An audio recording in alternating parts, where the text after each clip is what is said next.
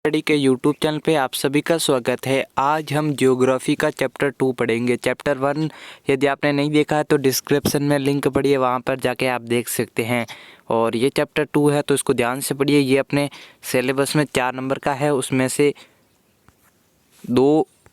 एक प्रश्न आएगा वस्तुनिष्ठ और एक आएगा अति लघुरात्मक और एक आएगा 2 नंबर का लघुरात्मक।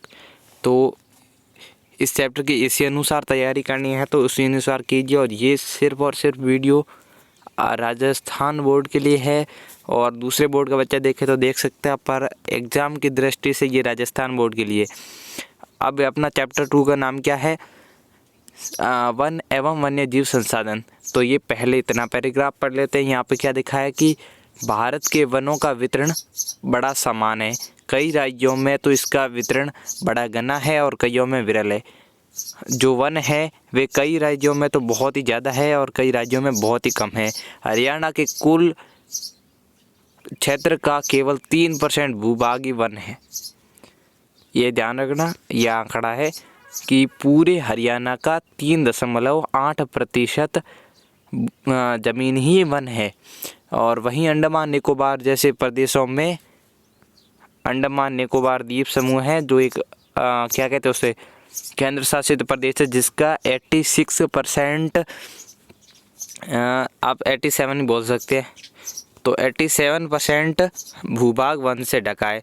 और एक अनुमान के अनुसार जब कि अरुणाचल प्रदेश और मिजोरम कारोनवाला निकोबार द्वीप समूह में 60% से अधिक भूभाग पर वन है, परंतु हरियाणा, पंजाब, राजस्थान और गुजरात, जम्मू कश्मीर और दिल्ली जैसे राज्यों में 10% से भी कम भूभाग पर वन है। वैसे तो अधिकतर भागों में वनों के अधिक क्षेत्र कम ही है और राष्ट्रीय वन नीति के अधीन 33% भूभाग वन होने चाहिए। अब देखो, बात यहाँ पर सिर्फ इतनी कहनी है कि राष्ट्रीय नीति के अनुसार 33% वन होने जरूरी है, जबकि यहाँ पे देखिए हरियाणा, पंजाब, राजस्थान, गुजरात, जम्मू कश्मीर और दिल्ली जैसे राज्यों में 10% ही है। और जबकि जो ये मणिपुर, अरुणाचल प्रदेश है, इन सब में 60% है और अंडमान निकोबार में 87% है। ठीक है, ये बात ये पैराग्राफ कहना चाहता है। अगला देखिए, अगला क्या बोल रहा है, ये तो छप गया, रुको फिर। तो राष्ट्रीय उद्यान ऐसे लक्षित क्षेत्रों को कहते हैं जहाँ पर प्राणियों की प्राकृतिक और क्या रखा, सांस्कृतिक एक साथ सुरक्षित रखा जाता है। ऐसे स्थानों को सुरक्षा और प्रबंधन की ओर सबसे अधिक ध्यान दिया जाता है। इसमें से इसको छोड़िए, कुछ खास नहीं है राष्ट्रीय उद्यान।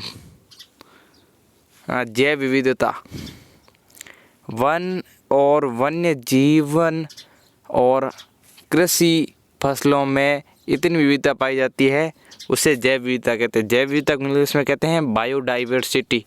तो ये कितने प्रकारों से झलकती है? 5 प्रकार से। मतलब इसके प्रकार है: जंगली जानवर और मानना और आखेट, वन्य जीवों का आवास और विनाश, पर्यावरणीय प्रदूषण, वैश्वीकरण और जंगलों में दावानल का प्रकोप। दावानल किसे कहते हैं? जंगल की आग को दावानल कहते हैं। भारतीय जीव जंतुओं में संरक्षण, अपनी प्राकृतिक संपदा पर हर देश को गर्व है और यही आस्था है कि संपदा का संरक्षण करना बड़ा आवश्यक है। पहली बात क्या कि सर्वप्रथम हमारी प्राकृतिक संपदा, विशेषकर विभिन्न योजन और तो प्राकृतिक के सौंदर्य पर 4 चांद लगाना और धरती को स्वर्ग का रूप दे देना। अब देखो, इस चैप्टर से मुख्य बातें क्या है जो याद रखने योग्य बातें हैं।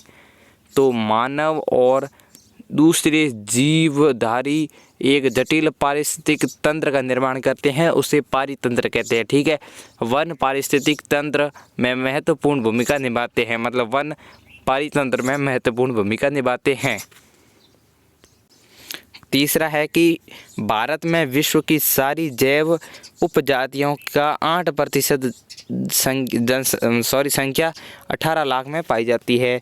और भारत में 10% वन्य जीव जाति और 20% स्तनधारी जातियों पर लुप्त होने का खतरा है।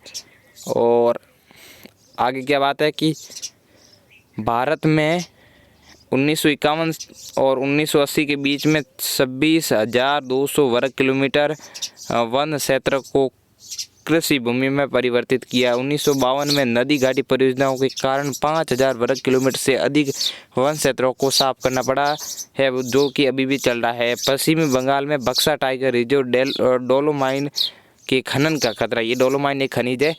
हिमालय यव एक प्रकार का औषधीय पौधा है जो कैंसर के उपचार के लिए उपयोगी है। और भारतीय वन्य रक्षण भारतीय वन्य जीव संरक्षण अधिनियम 1972 में लागू किया गया था। प्रोजेक्ट टाइगर की शुरुआत 1973 में की थी। इस चैप्टर में इतनी महत्वपूर्ण बातें हैं। और एक और महत्वपूर्ण बातें हैं जो अपने बोर्ड में हमेशा आती है, वो मैं यहाँ पे लिखवा देता हूँ। देखो, इसमें सबसे पहली बात है कि IUCN ये एक संस्था है, international union construction nature. Hindi में बोले तो अंतर्राष्ट्रीय संघ। पहले लिखो, यू का मतलब है प्राकृतिक,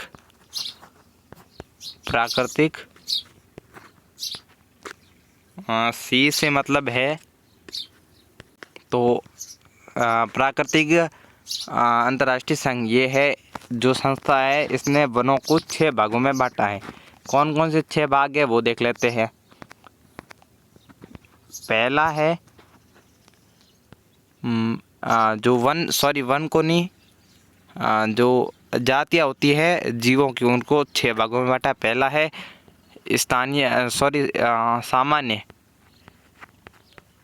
सामान्य, दूसरी स्थानीय, तीसरी लुप्त और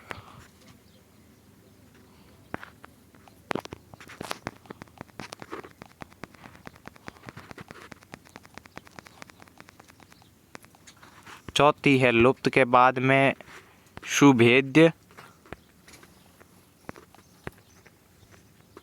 इसके उदाहरण की बात करेंगे क्योंकि ये इम्पोर्टेंट है इस चैप्टर से।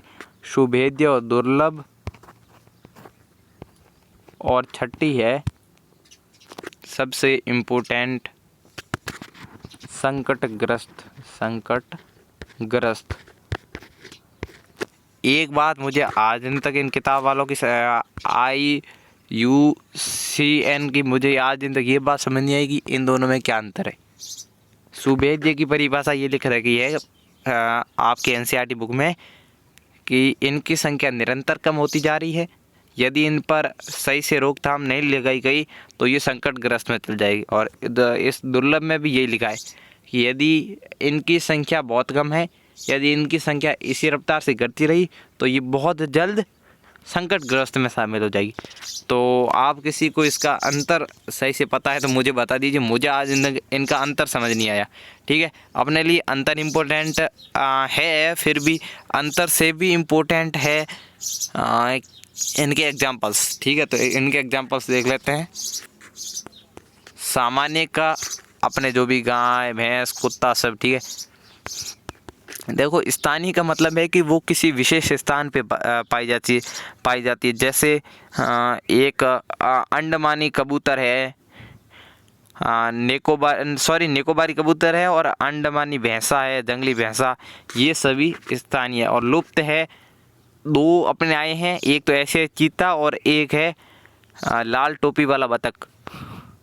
सुभेद्य और दुर्लभ, इनके भी एग्जाम्पल्स है, आप बुक्स में देख लेना। एग्जाम्पल वेरी इंपॉर्टेंट है, मुझे भी याद नहीं आ रहे हैं, सच्ची तो यही है। और संकटग्रस्त में भी कई जातियाँ, तो इनके एग्जाम्पल्स आप देख के जाना, वेरी इंपॉर्टेंट है। देखो, इनके बाद दूसरी चीज़ मैं आपको बता देता हूँ। और क्या है,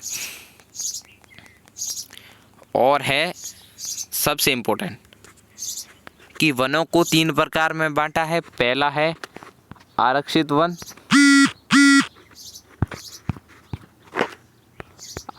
वन, दूसरा है रक्षित वन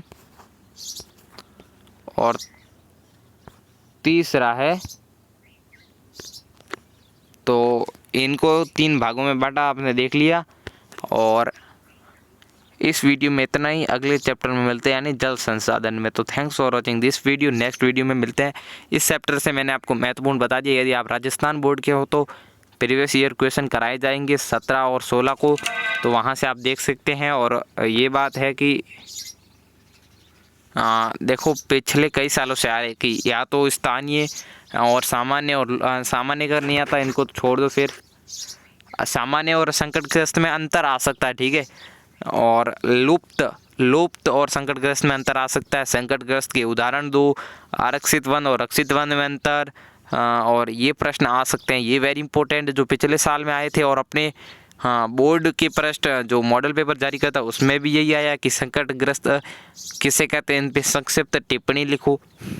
और 2 नंबर के छोटे प्रश्न कहाँ से आएंगे, वे इन्हीं से आएंगे, इससे बाहर नहीं जाएगा। या तो वनों के प्रकार या फिर इनके जो समाप्त होने की कगार है उनकी स्थिति के आधार पर प्रकार है, उनके आधार से प्रश्न आएंगे, इससे बाहर नहीं जाएंगे। तो यहीं तक इस वीडियो में, अगले वीडियो में मिलते हैं। अभी तक तो इतना बड़ा, तो थैंक्स फॉर वॉचिंग, अगले वीडियो में मिलते हैं।